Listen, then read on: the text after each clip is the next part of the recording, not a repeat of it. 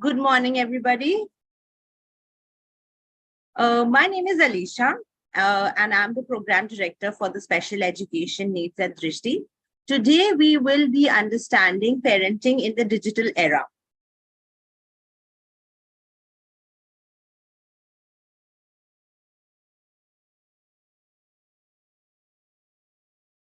So before we go ahead, I would like to give a little information about what Drishti is from where I belong. So Drishti is an organization which is helping children from the last 28 years. This is the 29th year. And throughout the journey of these 28 years, there are multiple services that Drishti has been providing. There is assessment, there's counseling, there's remediation therapy, there is assessment, school counseling, online training programs, and teacher training, workshops, everything that is listed on the screen. These are the services that Drishti has been providing across the country. Also, if you can see the impact Drishti has made over these years, the number of lives Drishti has touched, the number of assessments is done, number of professional training done, online courses and certificates issued, the numbers are on your screen. All right. So today the agenda of this session is to understanding today's technology, positive parenting, and practical strategies that we can use to deal with all the issues that we face as parents today. All right. Before we begin, I'll have to take a little quiz. You can see there are some slangs, internet slang and NetSpeak options on the screen. I would like you all to tell me what these mean or what do these short forms stand for. Just take a minute, whichever you know, you can put it down in comments below and let's see, let's test how much you know.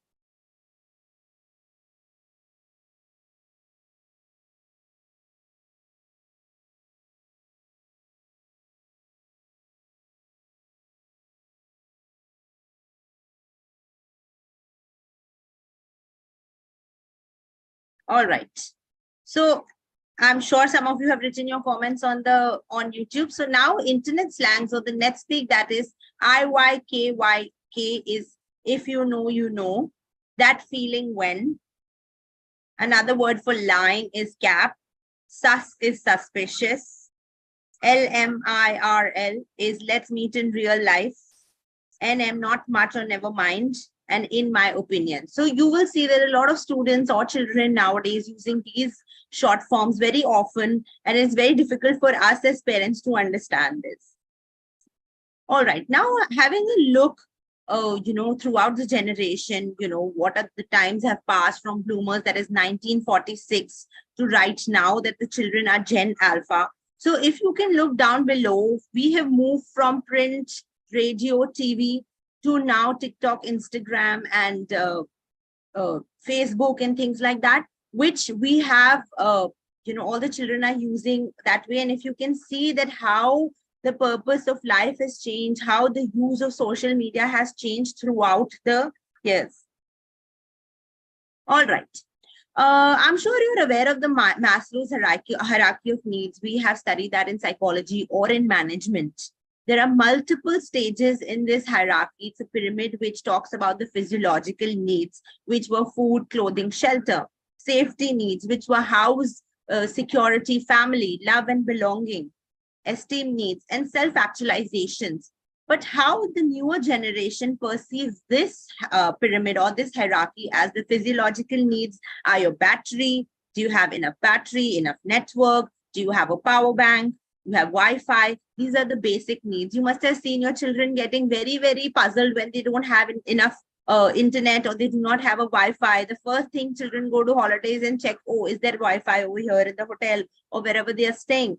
Safety needs. Now, earlier the safety needs were, a house, a warm family, but now it is our safety needs. Now the generation has changed our passwords, our Google ID, which is used across everything, Google Maps, emails.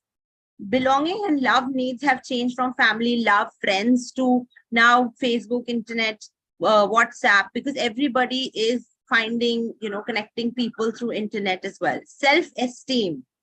which was one step below self-actualization, is now become that you get self-esteem by being how many likes you're getting, or how famous you're getting, or how many followers do you have on Instagram. That's become a reason for increasing self-esteem. And obviously, self-actualization needs is, what you post on YouTube, or what you write on Twitter, what comment you give, which celebrity is saying what. So that has become the self-actualization needs. This has been the transition from over the years, and now children see this as a very important and integral part of their lives. All right. What difficulties do you face as a parent of the generation right now, which is Gen Alpha? Okay, you can put it down as parents. What are you feeling? Or if you see children around you, quickly you can put it down in the comment box that what are the basic difficulties we are facing nowadays. Take a minute to do that, please.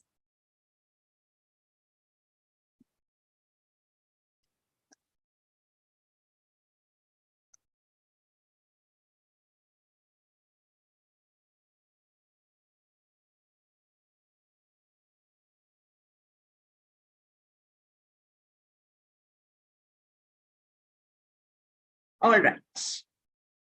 These are some of the basic challenges which are faced by parents of this generation, where digital media is all that, which everybody is using. So there is digital overload. Like, there's too much information from everywhere, because there are so many sources of information that children receive. There's cyberbullying, there is teasing happening all across the internet, or somebody's commenting on a picture, somebody's writing something on somebody's wall. So that is the form of cyberbullying that is happening. There's online privacy. That is a challenge, of course, because, everybody knows where you are. Everybody knows, what you've eaten.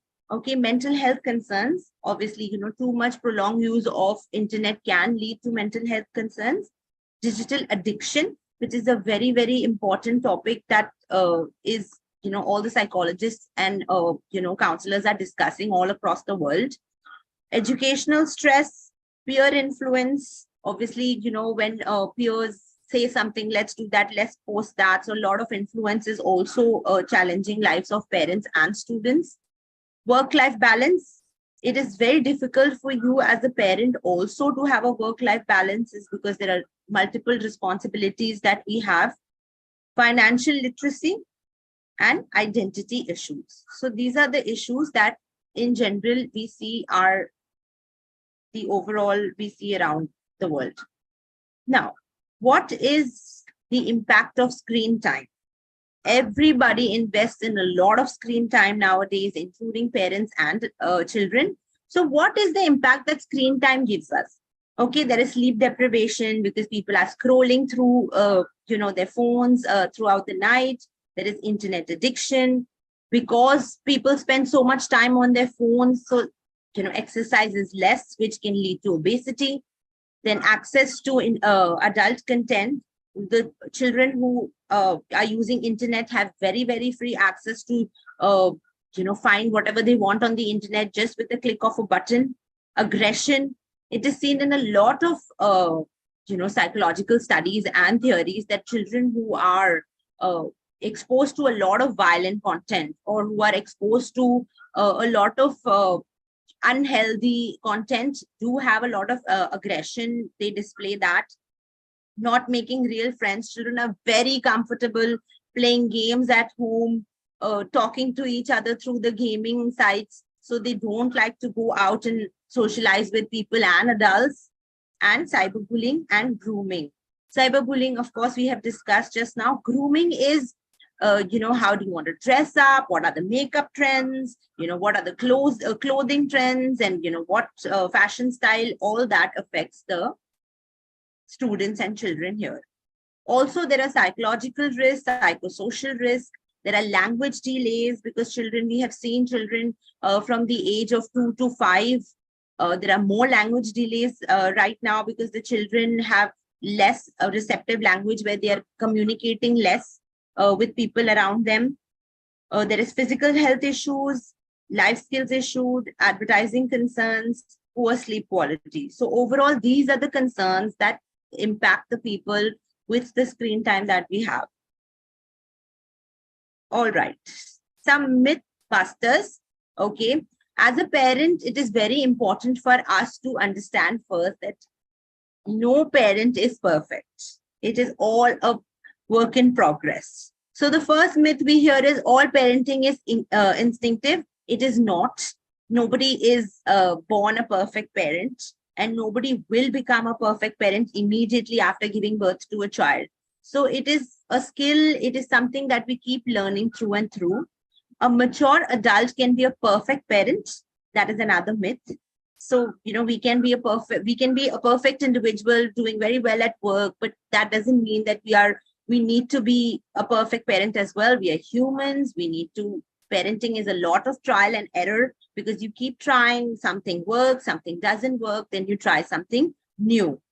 Parenting is always fun. Also another myth. It comes with a lot of stress. It starts with just delivery, with the postpartum depression and things like that, and it is not always fun, which is absolutely okay. Parents shouldn't say no to their children.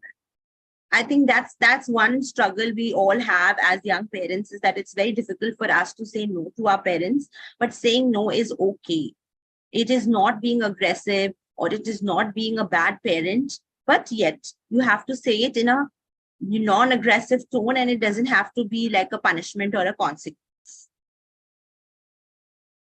All right, before we go ahead, we need to understand that there are certain parenting styles.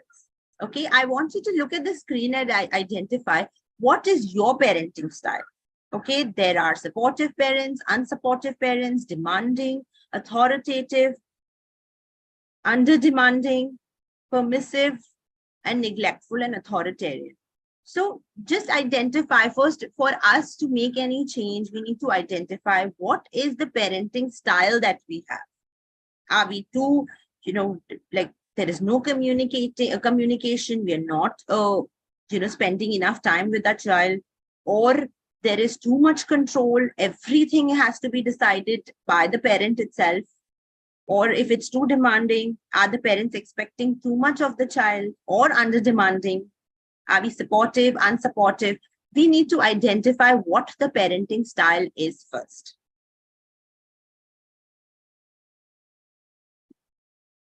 Okay. Now, once we have identified what parenting style we have, is what is positive parenting? Please write down in your comments as you feel, what is positive parenting? According to you, it may vary from person to person.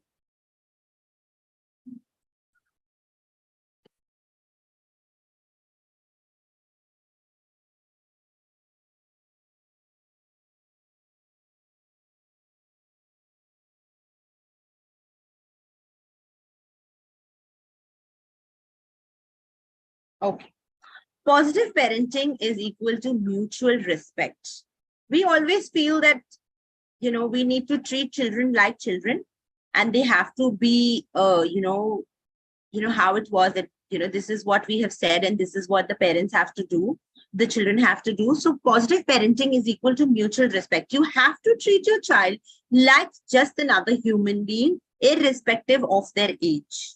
A child who's 4 years old would want the equal amount of respect that you're giving to a 30-40-year-old. So it has to be equal respect, because if you give respect, the child feels it and the child gives you back. So it has to be a mutual respect, irrespective of their age. Also, positive parenting includes modeling, consequences, and explanation. Sometimes we just tell the children, okay, this is what you have to do. And if you don't do this, you will not be allowed to go out. Or if you don't do this, you will not be allowed to play. Or I will not get you so and so, or vice versa. If you do this, I will get you your favorite toy. So consequences are not always negative. We need to understand that. Okay, so you have to tell them that, only consequences we assume as punishments. That's not the case. Modeling behavior. Now, if you're telling your child that you're not allowed to use your phone at so and so time, and you are holding your phone and sitting and scrolling on the couch. Are we modeling the right kind of behavior? So positive parenting will start with modeling. I have a 10-year-old, and I have observed over time, when you say something and you don't do it yourself, they catch it very immediately. So that is something that we have to make sure that whatever strategies we learn today, or whatever strategies we are going to go ahead in this slide, is we have to practice modeling as the key. Consequences and explanation. It's very important to explain to the child, as a part of mutual respect, that we are doing so and so because. Okay, children understand better, or they feel more satisfied to do a certain action if there is a proper explanation to it. Okay. Now, we've said that we need to model. And how do we model? Or how do we understand what has to be done? All right, so now we are coming through some strategies. You can take a note of this. These are tried, tested strategy, works beautifully. Okay, spend quality time with your child. So there is this GLAD ritual. Okay, so what is GLAD? Gratitude, learning, accomplishments, and delighted for D. How does this work? When you're spending time with your child, okay, without your gadgets, okay, what is one thing I'm grateful for? It's something that you can discuss. So we can do the GLAD ritual. One thing what we're grateful for, you start sharing. Once you start sharing, the child will feel comfortable. The child would want to speak more, because you are doing a sharing session, and it is just not like an interrogation or a questioning session. Okay. So what is that one thing I'm grateful for?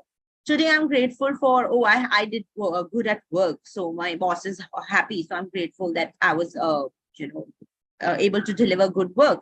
Or I'm grateful for just having a good meal today. Something as small as that. When you start practicing these rituals, your child learns to identify the things that they should be grateful for. Learning. What is that one thing I learned today? Oh, today I learned this. And definitely it can include all your mistakes that you're doing as an individual, probably at work, at home, or with your child as a parent. Okay, oh, today I learned, I did this at work and I realized that it was not right. So I learned how to do it properly. Or I was cooking something at home and I realized that I put a wrong ingredient. So I learned that, we can cook better without it. So then the child feels open to share, oh, I learned this in school, or today I learned, or something happened with my friend. It opens the door for better communication, which eventually leads to a better relationship. Okay, accomplishments. What is something that I have accomplished today?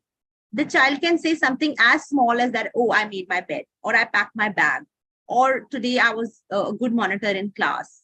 Somebody, were making noise and I was able to, make the whole class stop talking at that time. So what is your accomplishment as a parent? What is the accomplishment of the child for the day? Delighted. What is one thing that delighted me today? What made me happy, smile, feel joy? So when you do this GLAD ritual, obviously there is going to be a lot of quality time that you will be spending with your child each day, which eventually leads to a better relationship. It eventually leads to having more understanding and control over the child's how much digital use the child is having. It all depends on what kind of a relationship you share with your child. Another tip for spending quality time is, I understand some parents are working, they don't have enough time, but these are very, very small activities which will barely take some time, but you will really try to understand how your child was feeling for the day or what happened. So usually what we do is we ask very, very close-ended questions. What a close-ended question is that I'm asking you a question and you're just giving me a simple yes, no, or direct answer to that question. For example, how was your day? Good, bad, or the child which you say, how, okay, usual. Okay, how do you elicit more information from your child in a fun way and have more sharing?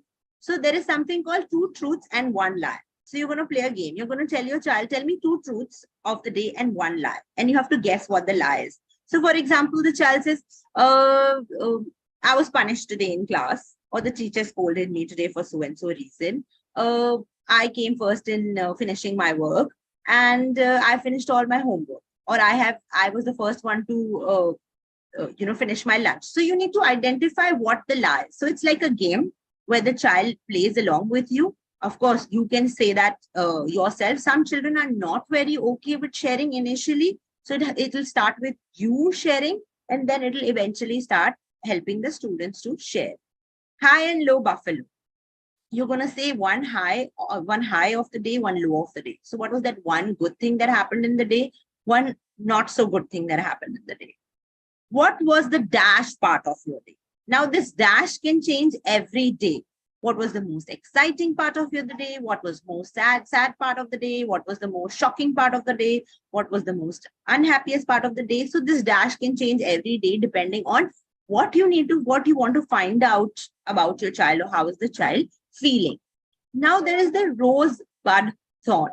Again, it is something that is very good that happened today. Something which is okay is bad, yeah, and something really bad will be thorn.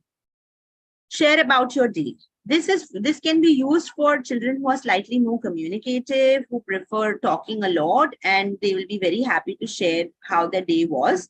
And obviously, throughout this, you have to ask open-ended questions, which I address first. Is that one example would be, so when the child asks, oh, my day was okay. So then, okay, can you tell me what happened? What did the teacher say? Oh, was there anything fun that happened with your friend? So these are open-ended questions which allow more discussion and which allows the child to speak more than just giving single yes, no, okay, I don't know, those kind of single syllable answers. Any questions for this section? You can please leave it in the comment box.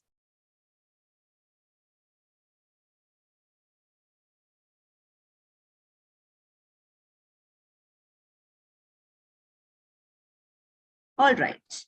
Now, in this new digital age, we have AI and parenting. The artificial intelligence is really, really taking a big part of children's day. And I'm not saying that it's a bad thing, because it has its own advantages.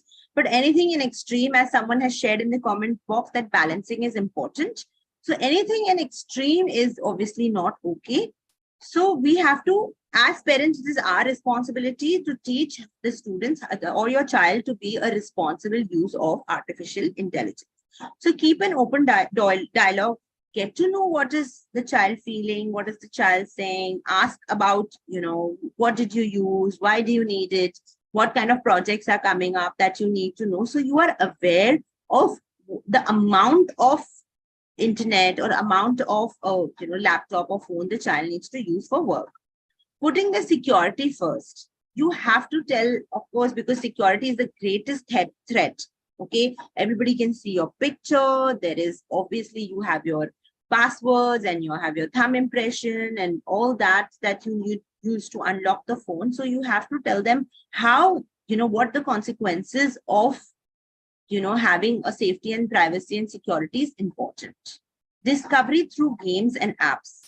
Like I have mentioned below, there is a study which says that too much aggression or the content that the child is watching, even in cartoons. Okay, it's not supposed to be that only if we are playing violent games. And YouTube allows us and gives access to a wide range of information which we have no control unless we are putting a parental lock or a child friendly YouTube. So how much is fair, how much is not fair, what are the sites that can be explored, what are the sites that cannot be used, with fairness and explainability. You have to be able to explain them that why and why not. Sometimes you just say, oh, this is not for you, or this content, sometimes there is adult content and children ask questions. Oh, I'll tell you later. Oh, this is not for you to know right now. Or this is not your age.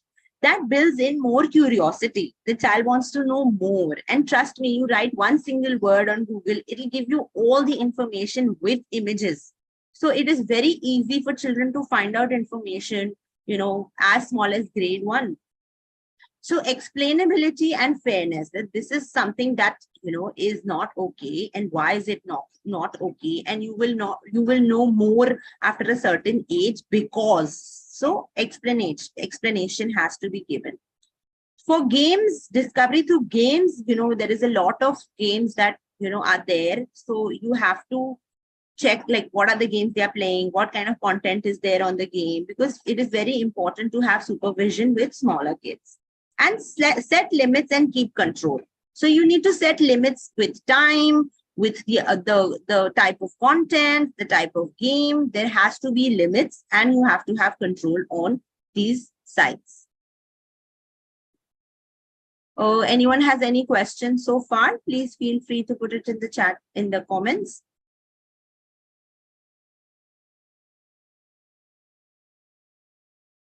All right.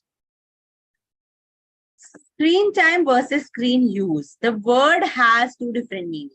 Screen time is different, screen use. Screen use is, when you're using it for a purpose of, educational purpose or recreational purpose, and screen time is just, you're whiling away your time on screen. So you need to explain the child the difference between screen time and screen use. Now, what should be the appropriate screen time for your children? Please put it in the chat box. What do you think is the appropriate screen time that should be given to? You can write the age and you can write the screen time.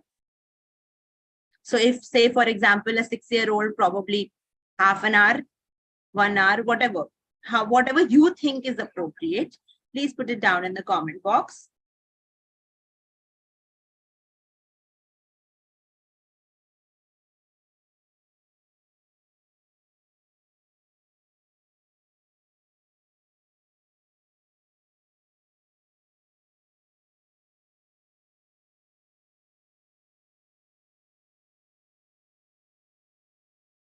All right. So how much time should be allocated to your child? Children below or 18 months of age, absolutely no screen time. Okay. Sometimes we do. I have heard so many parents say, Arey, he doesn't eat without a phone, or he needs a phone while he's eating phone. I meet a lot of students each day, and I know the amount of screen that they have, or what their parents say, why they need a screen time. Oh, when we go out in a restaurant, we just give them a phone so we can enjoy our food, and we can talk, so they can not get disrupted, or they don't run around, or they just sit in one place with a phone.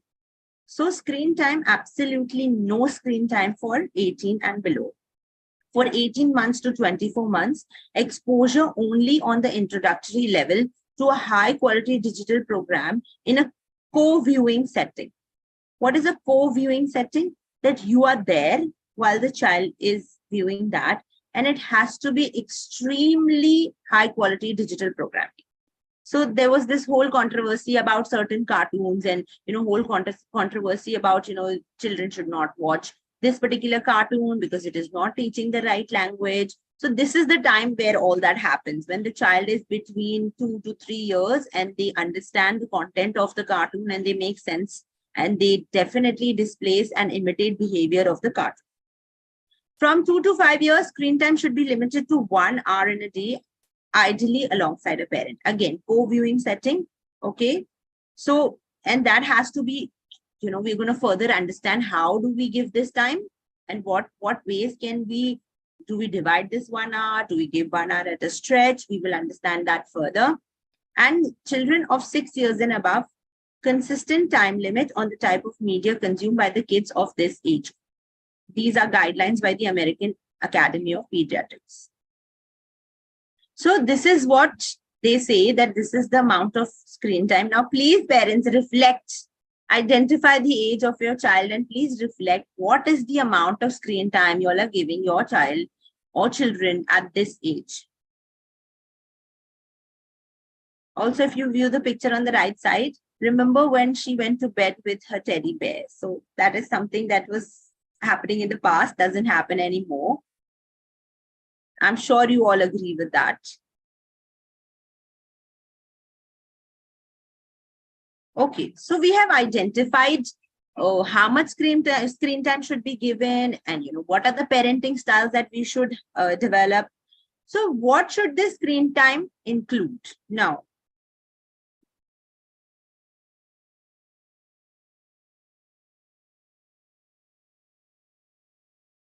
So there should be digital entertainment time, which can be music, which can be Netflix or some movie time.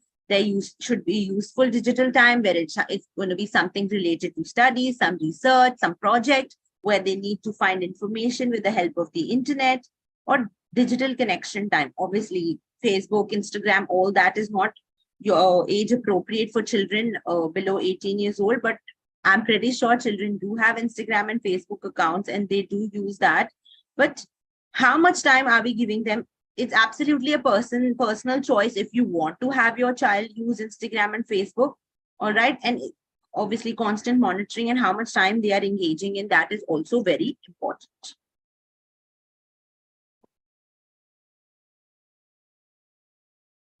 So now what we need to, another strategy that we need to have is the family media policy. Okay, you can put this up, you can make a chart of it, display it in your child's room, or you can have a family meeting and discuss that these are the screen free zones. These are the areas where these are the places of the house where we will not have screen time, which also includes you parents. Again, as role models, as modeling the right kind of behavior, it is our responsibility as well to demonstrate the same behavior while we expect the child to do it.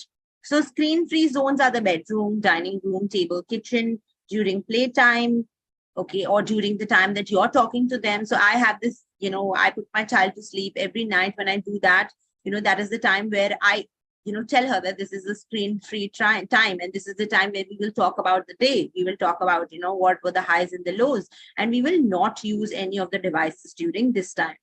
So you can choose your own, you can make your own policy, you can make your own zones that these are the areas, or these at this particular time, we will not be using our devices. Another tool is to set limits would be, you can make a contract. You can make a contract which will say that, like I mentioned before, like, okay, if your child is 6 years and above, or your child is 10 years old, what is the amount of time that you want the child to use the phone is definitely your call. And also what and when and how. All right, how? If you're going to divide that 1 hour, 2 hours of the time that you're giving them, how are you going to make them? And you're going to make them sign like a contract. So it becomes very formal, very official. Children will like this strategy also. So you will give them that these are the areas with the media use policy, that these are the areas in the house we will not use a phone. Okay, and when we use the phone, this is the time that we get. Okay, and you agree to it with mutual respect, explanation, and consequences that we discussed in the previous slides. Okay, so you can have, okay, when usually all children go to school in the morning, when they come back, probably they have classes or they have tuitions or study time. So when is that time that you want to give them in the day? Obviously, won't be dinner time for sure. Okay, won't be at bedtime for sure. So how do you want to give them is something that you can have a mutual sit down, discuss, ask them, with an explanation why not, when is the right time, and make this contract or make this timetable kind of a thing, or, mutual understanding of when it is allowed and when it is not. Now, there is something called as digital habit checkup. So how do we do this digital habit checkup is first is identify, choose, and make a plan. So now first you identify, okay, these are the sites that you are watching, which is not okay. Or these are the games that you are playing, which is not appropriate to your age. Or, this is the time you're spending on the internet, which is beyond your limit. So first you need to identify what, this obviously can happen before you do your contract. So you identify what areas you want to highlight about it. Then you choose. When you do this choosing and making a plan, that's when you can use the policy, where can you use the phone versus how much of it can you use with the contract. So you choose, okay, you can watch this, but you cannot watch this because I think this is not age appropriate or this content is too violent. So you choose. First you identify what areas and time, then you choose that, okay, not this, not this much, not, not 2 hours, but 1 hour, not before going to bed, but, probably sometime after dinner. So you have to and make a plan. And making a contract can be part of making this plan. When you make a plan and you tell them that this is how you're going to use the internet or your phone, iPad, tabs, whatever. Any questions so far?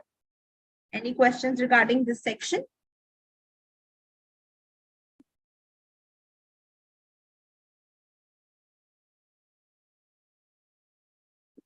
All right. Now, after you've made your plan, after you've had your contract, after you've put your media policy that, okay, we're not using here. So when you're establishing a rule and consequences system. Now, as I have mentioned before, consequences usually are considered as punishments, because sometimes we parents say it in that manner that if you don't do this, you will not get this. So consequences need not be only negative. Consequences are also positive.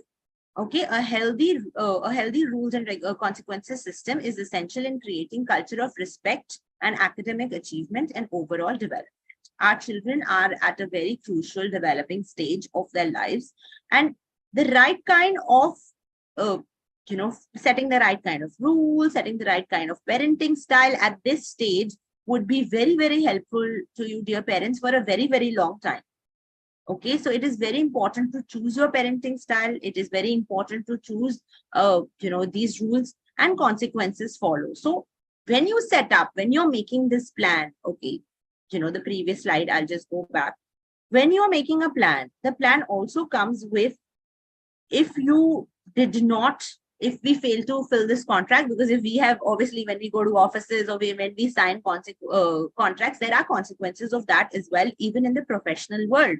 That, if you have a contract with the job, if you leave, there are some consequences. So they also have to understand that there are consequences to breaking these rules.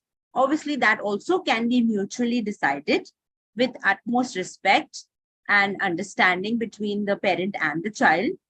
So you discuss, okay, if you're not able to follow these rules, so and so can be the consequences of the same. So you can have this discussion along with your planning. But it need not be only when you could not do it, so you get this consequence. It is also, oh, it's been 1 month and you've been following your contract. Amazing. I think you deserve some positive consequence for that.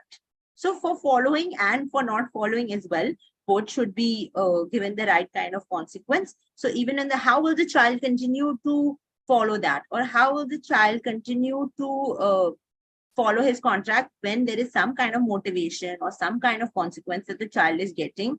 It need not be very, very, like, oh, come, I'll buy you the biggest toy in the shop. No, it has to be as small as, today we're going to have a family day where we're going to go out, because I have noticed a lot of children, with working parents, they miss out on a lot of quality family time or spending time with their parents. So that also can be a positive consequence, that you do some activity together, something that they've been wanting to do for a little while, or there is some movie that they wanted to see. So you spending time is also a positive reward.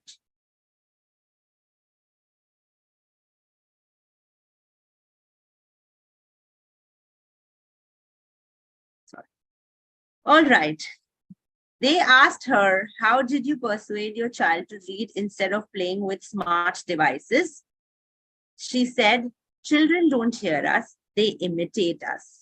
So with this, we understand that, as teachers, as educators, we always see that, we say certain things in classroom and we ask certain things of the children. They will not do it because they do not do it when we say, they will see us when we do it ourselves. So role modeling is the biggest form of bringing about change in children this age, is because the rules, the children are very, very vocal these days. They'll say, oh, you're not doing it and you're asking me to do it, or it's not fair. So children are very vocal about sharing what they like or what they don't like, and they will feel very, very, they'll say it's not fair. These are the things that I've actually heard children say, that it's not fair. So it is not like the authoritative parenting style that we had, or, during our parents were children, that, the parents said something and then there is no two ways about it. There is no question about it, right? So we need to imitate, we need to be role models and be doing exactly what we expect of the child. All right. So just let's quickly, I would like to highlight some of the key points from today is one, choose your parenting style very, very wisely. I'm going to just tell you as a parent and as an educator, if you have good relationship, if you have a good bond with your child, you can get anything done from them with little mutual, respect and understanding. So, being the right kind of parenting style, having the right kind of parenting style is the key. All right. We limit the time, we identify what is the time, we make a plan in which we identify, choose, and make a plan. The plan can be made with, you can have certain checklists. You can, as it is shared in previous slides, that you can have, a contract, you can have, and everything has to have the consequences, positive and negative. All right.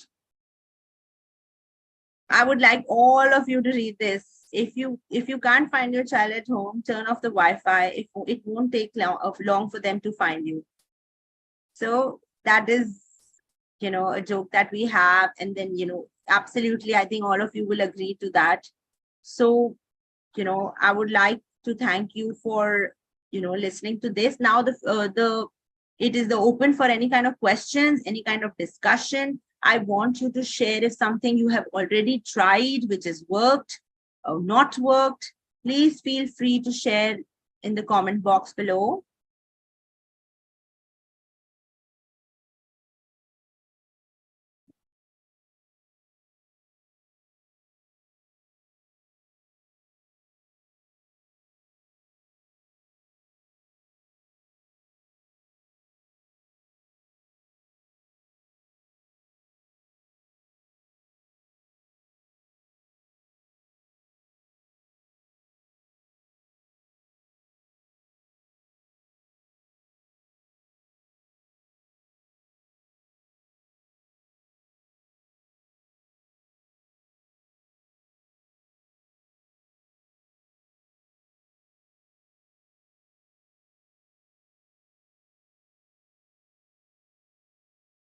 Any questions in the chat, in the comment box, please?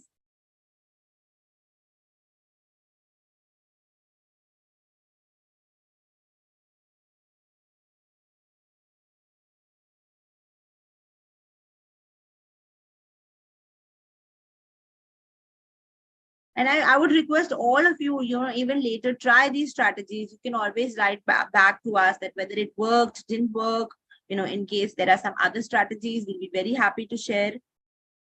But do tell us, if you tried something and it worked for you.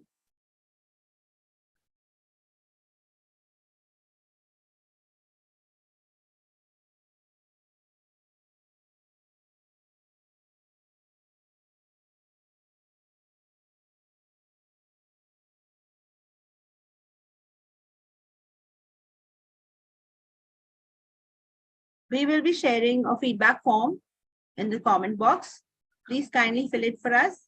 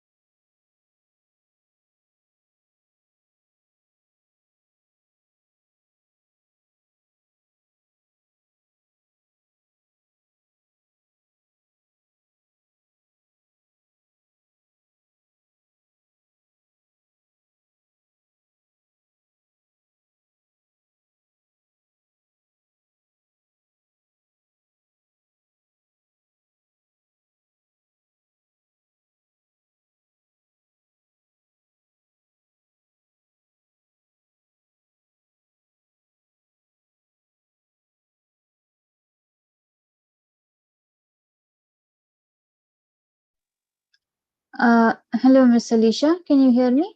Yes, I can. Kashmira? Uh, so there is a question of a parent. He says that my child did not hear any commands. I have to tell him many times, then he responds. What can I do for the same? All right.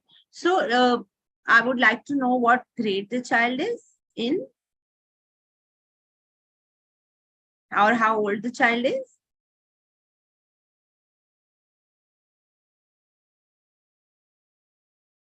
All right. In that case, it sometimes happens that we have to keep telling our child multiple times, do this, do your homework, keep your phone away. That also happens. What is the first step that I told you all? The first thing that we have to is we have to identify what kind of parenting style we have. Have we been a parent who's always nagging the child, or we are we spending enough time with the child to be able to build that relationship where the child would want to listen to you, is something that we need to reflect upon. So are we spending enough time? What is the style of our parenting is something that you have to have. See, it's going to be very specific that I can tell you, but in general, yeah, the child is 10 years old, right? I got it in the chat box.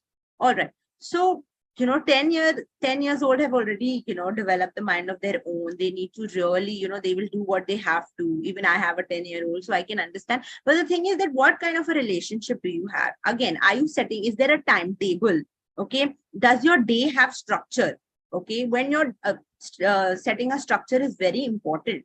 So to the parent who ask this question, is I would like you to think about, is there a structure? Is the child aware of what the child needs to do from the time he comes home from school, which is probably 2 or 3 o'clock, to the time he goes back home? Is there a structure to his day? Okay, does he know what is the allocated time to study? What is the allocated time to do the homework? What is the allocated time to play, to watch devices? If there is a schedule, setting a schedule is very important for a child. It also, it gives them a very clear cut boundary of what, like timetabling that you can do for your child, which will help them. Okay, from this time is my play time, then you have to allow them to play at that time. Then it is not fair for you as a parent to tell, okay, this is your playtime, but you keep calling them to study in playtime. No. So it's very important to set a schedule plan for your child, plan their day, and then obviously, what kind of a relationship you have with your child is also very important. With all the strategies that we have shared, of spending quality time and, mutual respect, is something that if you start even now, then I'm sure, that thing is something that can be worked upon. I hope I was able to answer your question. Anybody else?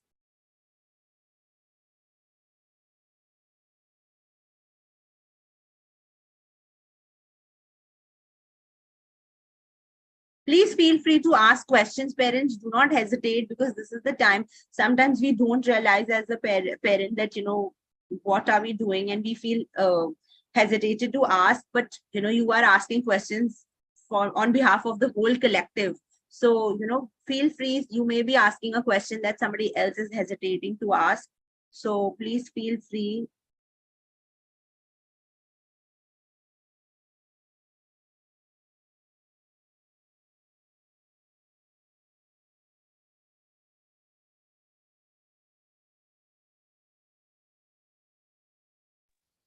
So, Miss Alicia, one parent, the same parent has asked that Sure. he has given the commands or instructions many, many times, but it is often responded in an arrogant way from the child's side. So then, how do we go about that? So we need to review our disciplining style. Okay, we need to see what kind of a disciplining style are we using. Sometimes what happens is that children usually feel that they are calling, they'll keep calling, 2 minutes, 2 minutes, 2 minutes. That's a very natural thing that children do every day. And suddenly if you expect them to start listening to you, that is not going to happen. There is a lot of work that will go into it, dear parent, that it's not going to be very easy that, okay, like from tomorrow I'm going to start spending time with you and you're going to start listening to me. It doesn't happen. It takes a long time to bring about change in behavior. It takes time, but it starts with you understanding the child, you having a very respectful conversation. Sit down with your child and tell your child that, I keep calling you and you do not listen. It's not very respectful. I would like to respect you in the same way, and I would like to be respected. So if I'm calling you, you have to, understand that I'm calling you for some reason. Okay, so you have to again check what your disciplining style is. Like I said before, sir, oh ma'am, that these changes will not come overnight. We change our behaviors overnight? We cannot. So do children. So again, you have to set a routine, a disciplining style for your child, and you have to sit down and have this communication. I'm telling you as a parent and as an educator, if you understand, you sit down and have a comfortable dialogue with your child, you can make absolutely 100% changes. But you have to take that effort to sit down, have a conversation, explain yourself, and respect your child. Definitely comes. Try it.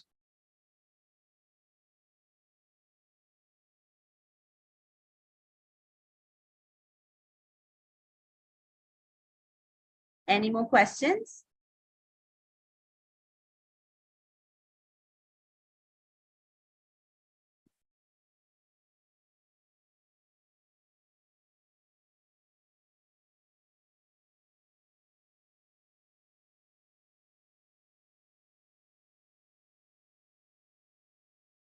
So there is a feedback form which has been shared in the comment box.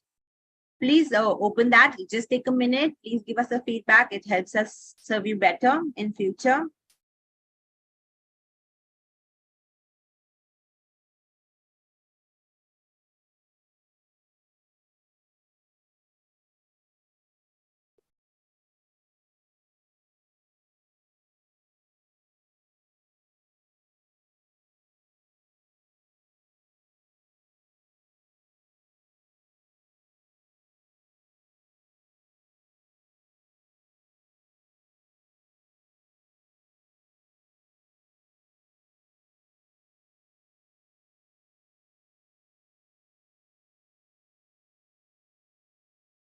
All right. Thank you, parents, for being here on a Saturday morning. Thank you so much.